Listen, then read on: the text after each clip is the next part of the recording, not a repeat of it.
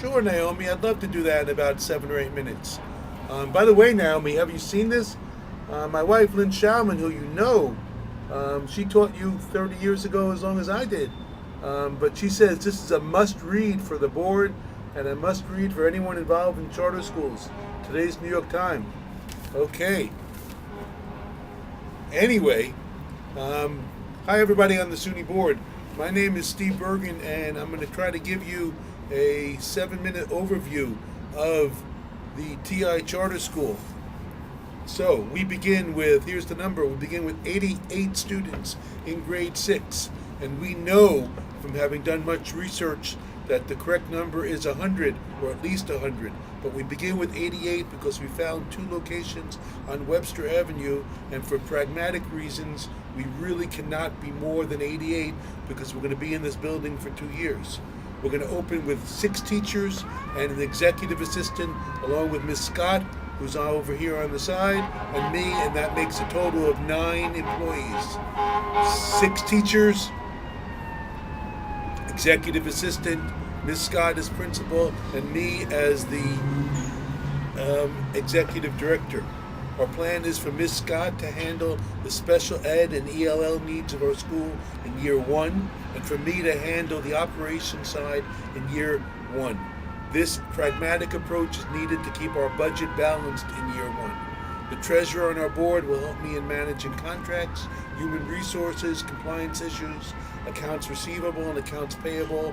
We've actually budgeted $120,000 for outsourcing professional and consulting services so that we're going to be able to manage the school and stay under budget in year 1.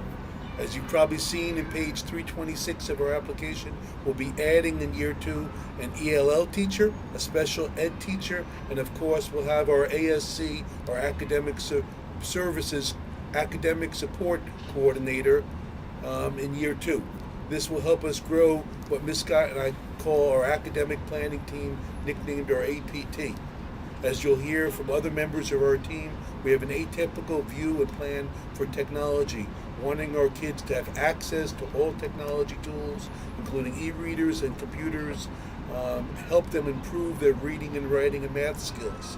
Our use of technology is not for frill. Our use of technology is really to help the kids improve their skills and get higher test scores. We're committed to the rigor of the core knowledge program. We visited one of many schools, the Carl Icahn School that uses it.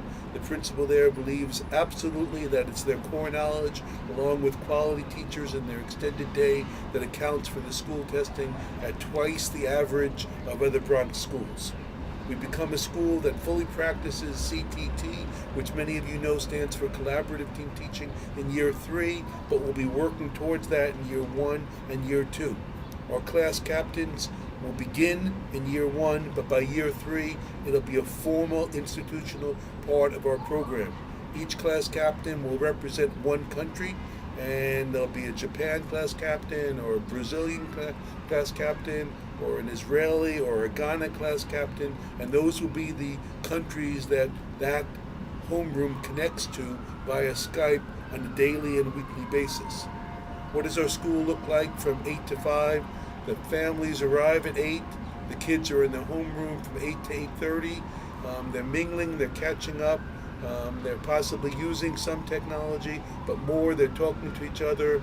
The class homeroom teacher gets them acclimated to the rhythm of the day. At 8:30 they go to math or ELA. At 10:15 they go to the other subject.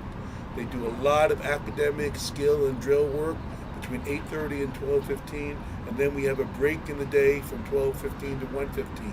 In that break, they're eating lunch for a half hour, but they're also part of the TI work program for a half hour, helping us clean the school and helping us to keep things organized with bulletin boards. In the afternoon, they have 1 hour of social studies, 1 hour of history, and then we have 2 hours of what we call project development or lab time or homeroom time before they go home at 5 o'clock.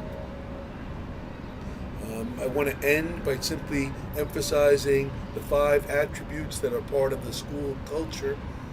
B is for Plan B, and this is our way of saying to kids, You always have to have other options as you try to succeed in life and you try to get things done. Right? Kids have to get the homework done. There'll be many consequences for not getting the homework done, and they'll hear about Plan B strategies for getting the homework done.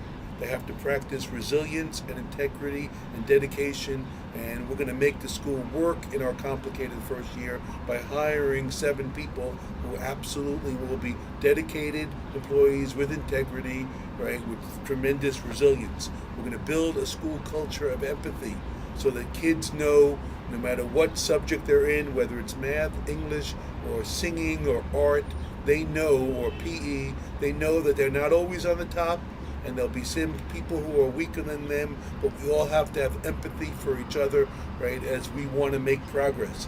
And we will have significant numbers of special ed kids and significant number of ELL kids, but we're all going to be a community and a team that helps each other, and empathy is probably the most important of our 5 words. You'll hear many of these themes from our other trustees as you meet them and hear them over the next 90 minutes. Thanks, everybody, for listening.